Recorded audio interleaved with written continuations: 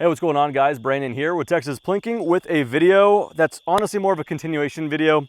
If you didn't see the first one, then you should still be fine, but we're going to be comparing two very different sets of night vision, analog versus digital. In particular, it's a Knights Armament PVS-30 clip-on night vision device and a digital night vision device from D&T. A couple months ago, maybe 3 months ago or so, I made a video with this right here. This is the D&T Zulus HD V2. It's a 3-to-12 LRF. In short, it is a digital scope. And the reason it's a continuation is because in the last video, I knew that more people were gonna be interested in it for night vision, so I kind of put that off. I really want to talk about it as its day capabilities, because more than night vision, it does have a day mode with a LRF or laser rangefinder and a internal ballistic calculator. So the whole idea of the video was seeing if and by how much maybe a digital scope could replace a, optical glass and optical zoom and all that kind of stuff. And I don't think it's a direct replacement, and it's not going to be happening for a long while for sure. But it was definitely a very cool proposition and worth looking into for its day capabilities alone. So if that's of interest to you guys can go ahead and check that out. But if you're only interested in night, I didn't really showcase it a lot at night. Maybe some B-roll in my backyard, but didn't shoot it at night. So again, if that's all you guys are interested in, then this is going to be right up your alley. But yeah, we could be comparing all kinds of different analog and digital night vision devices, but this is just two that I personally own. Analog night vision uses an image intensifier tube that amplify existing light. Photons hit a cathode, converted to electrons, and amplified it and projected onto a phosphor screen. Produces a greenish image if it's green phosphor or bluish if it's white phosphor. And if it sounds like I just read that off ChatGPT, I did. I don't know what that means, but I'm going to do my best to relay it as a just normie and kind of tell you guys about my impressions, especially compared to digital. But getting into digital night vision, that just uses a digital image sensor, exactly like a camera for that matter. It captures light, which is then projected and displayed on an LCD or OLED screen. And that's the quickest way I could summarize digital night vision. It really is a digital camera that's optimized for low light, and it does pick up on infrared light as well. So that is the ChatGPT sciencey approach on that, and I'm just going to tell you guys just kind of what to expect from looking through both of them, going with some pros and cons. Going with analog night vision, let's go over some of the pros. Well, first off, it's obviously going to depend on which kind you have, how new it is, what the FOM or figure of merit is. In short, that's just the clarity of it. The lesser you have of that, the more you're going to probably have to rely on infrared light. Won't get too geeky with it. Just generally speaking though, again, all things are going to pertain to like your particular piece of night vision gear. But usually, more often than not, analog night vision is just much nicer to look through. Kind of keeping it simple. It's more native to look through. There's really no latency and lagginess or nothing. It doesn't feel like you're looking through a digital camera.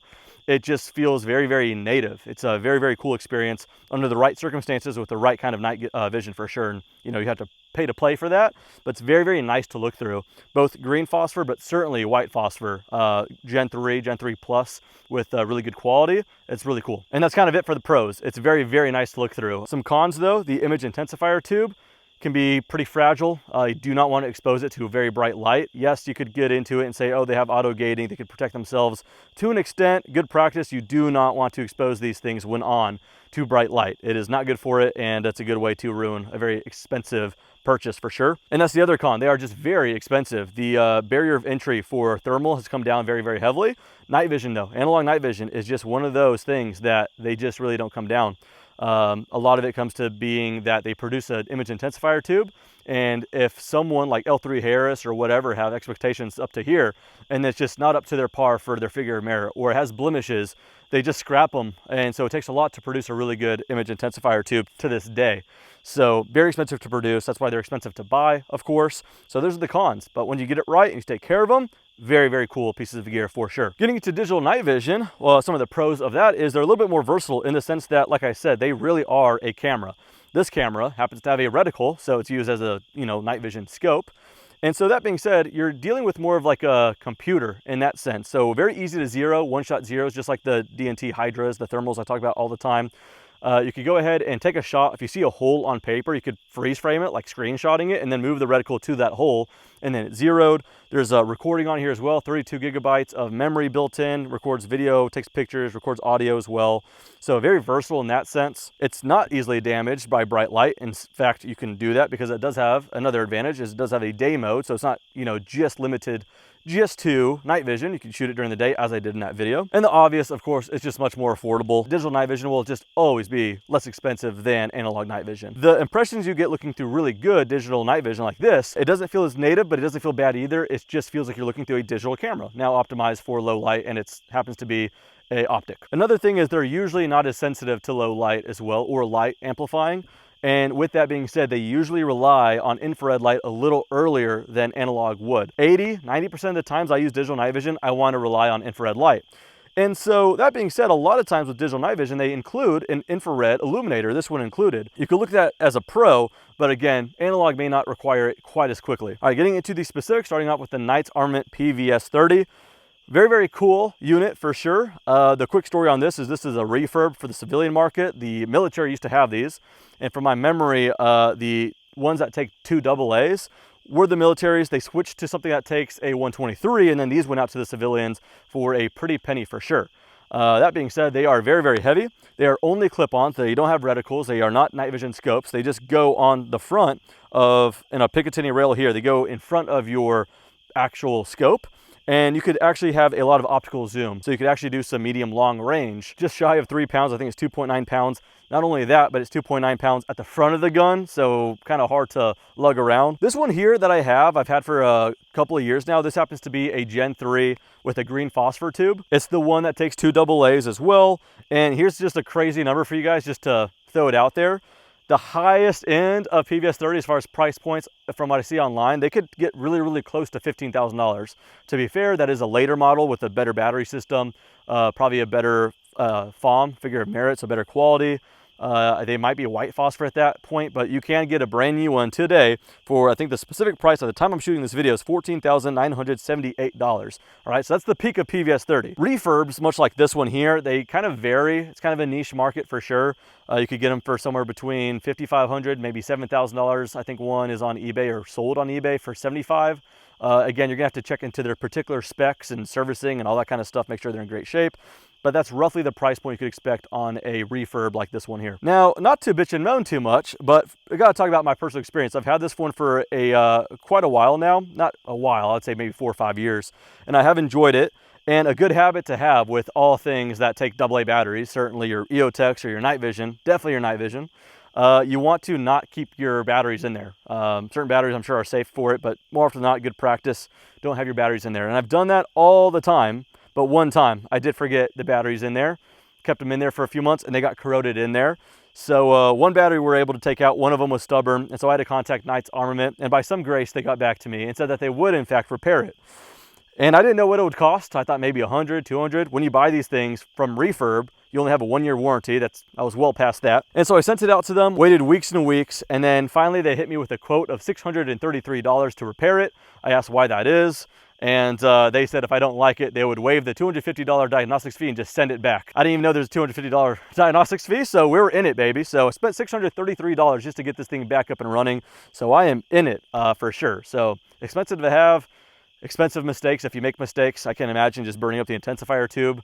So something to know for sure with night vision devices. There's a pay to get, pay to play, and pay to keep playing sometimes, as I learned with that one. As it goes for the Zulus V2 in particular, this is not clip-on, it's a dedicated scope only. Much lighter than the PVS-30 for sure. This is at 1.15 pounds. No AA's to worry about. It comes with 2 rechargeable batteries, and which is cool, 1 extra because it only takes 1 to power on the thing. You can get a more stripped out model for just a little bit less money that is just that, just a night vision, digital night vision scope. This one's a little bit more trick. It does have an LRF or laser rangefinder with the ballistic calculator, like I said.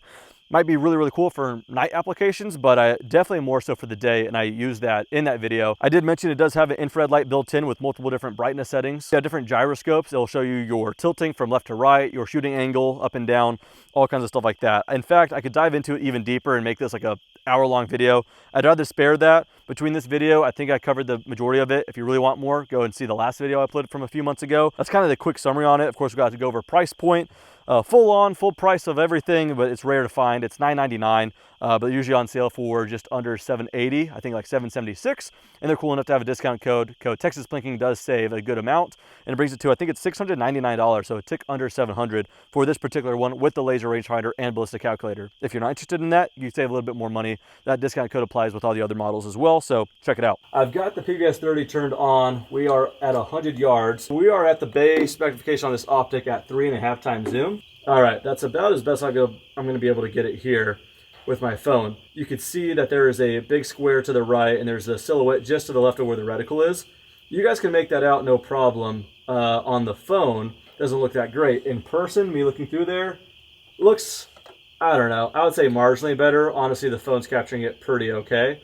So let's go ahead and keep it without IR. Let's go ahead and just zoom in a little bit. Just for perspective, I'm at roughly 8 times zoom here. Pretty noisy. I'm right on the target. If you know the range, you know that's the frame of the target. But yeah, so what makes a huge difference right now, Charles, if you could shine some IR on that. Yeah, that just lights it up completely. Way, way easier. Yeah, there we go. Yeah, now we could go right up on that silhouette. Again, that really requires some IR. Go ahead and kill the IR. Yeah, now we're just looking at a bunch of fuzz. All right, so swapping on over to the digital night vision. Right away, like I said, 80% of the time I want to use infrared light when it comes to digital night vision, and that is the case right now. We're gonna go ahead and just use the onboard illumination. Let's go ahead and press this button. I think this is the brightest it gets. It's gonna get overexposed first. It's gonna settle. And cool thing is, it has this little throw lever for zoom to where it kind of emulates being like a regular optic. So we're at 3 power now, 4.5, 6, 7.5, 9, 10.5, all the way to 12 is the max. And if I were to even like shoot cardboard right now or paper, you can see the target pretty well. Here's a pig, piece of steel that glows pretty good with infrared. Gotta get down to 3. Let's go ahead and shoot at 6 power. Nice and easy. Cool feature. If I hit this red button right now, this is the rangefinder right here. You can see that little laser beaming on that target. This camera's really good at low light, but I'll just record with my phone real quickly. Here's the pistol range. Here's the rifle setup, and here's what we're shooting at. So if I were to put it right here, you can see what I'm seeing, but there's really no need to because, of course, there's onboard recording. We could go to that now. So this is night shooting, night vision. It's just digital. So I hope I can kind of relay what that image looks like, some expectations as best I can. But you know what? Since we're here, we'll fire off a couple more. I really was impressed with this optic and what I was able to do during the day because everyone's going to approach one of these Zulus scopes as a night vision scope. But I thought I'd show it in the day. Already did that. Back to night vision. Let's go for this hog right here. Yeah, so using it for the intended purpose for most people anyway, but day and night, I've done it both with the scope, and it's just not too bad. All right, better than I thought, I will say that. Night vision, digital night vision, I think just approach it knowing you're gonna rely on some infrared light. And so for predator control on the cheap, not too bad. That's my thoughts anyway. Base price already not bad, but they do hook it up with a coupon code to get this one particularly under $700. And one thing I would still recommend you look into just to tackle your needs, because I don't know what it is that you're needing for night shooting, but still look into a thermal. DNT makes really cool stuff like the Hydra because you could use it for a dedicated scope, as well as the clip-on, so you could use your LPVO. So it's kind of the best of both worlds of what we're talking about here. You know, we're talking $7,000 for a PVS-30, $700 for one of these. If you were to look into like a HS635, a really high-end 640p thermal for right around $2,000 with that same code, that's kind of a cool in-between, but it's not night vision at all. That is thermal, and so if you guys want the differences on those, you're going to look into that a little bit more particularly, but worth looking into. I'll link that video to the HS635 as well. Kind of ended off with Charles, see what he thinks about them, but that's about it.